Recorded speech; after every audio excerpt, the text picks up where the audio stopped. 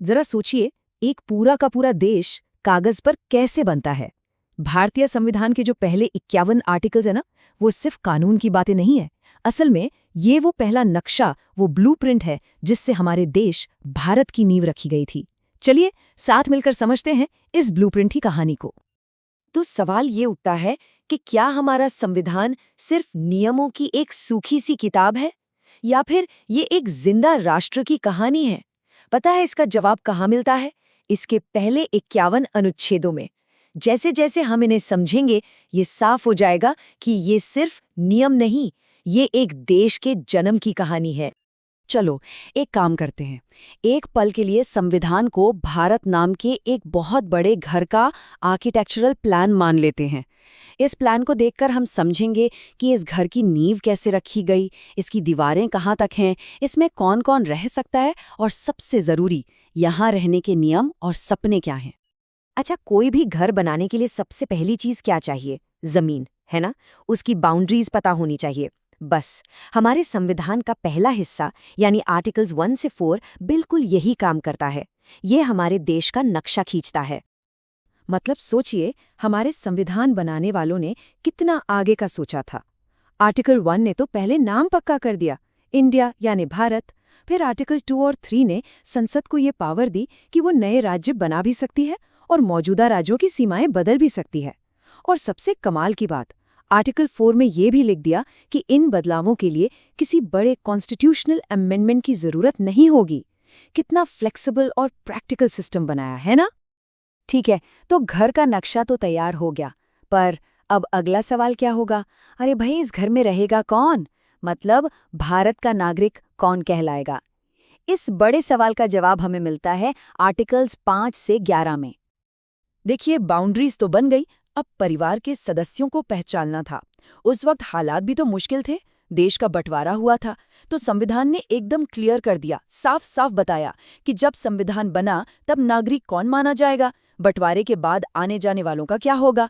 और हाँ, एक बहुत बड़ी बात, कोई भी दो देशों का नागरिक एक साथ नहीं हो सकता। और ये सारी पावर कि आगे चलकर नागरिकता के नियम कौन बनाएगा, वो सिर्फ और सिर्फ संसद को दी गई।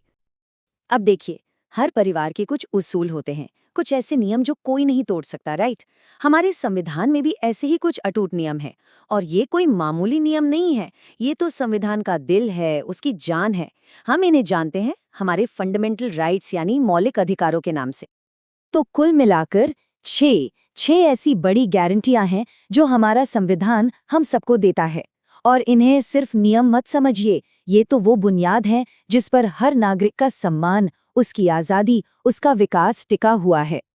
जैसे कि बराबरी का हक, अपनी बात कहने की आज़ादी, किसी भी तरह के शोषण से सुरक्षा, अपने धर्म को मानने की, अपनी संस्कृति को बचाने की पूरी आज़ादी, ये सब बहुत ज़रूरी हैं।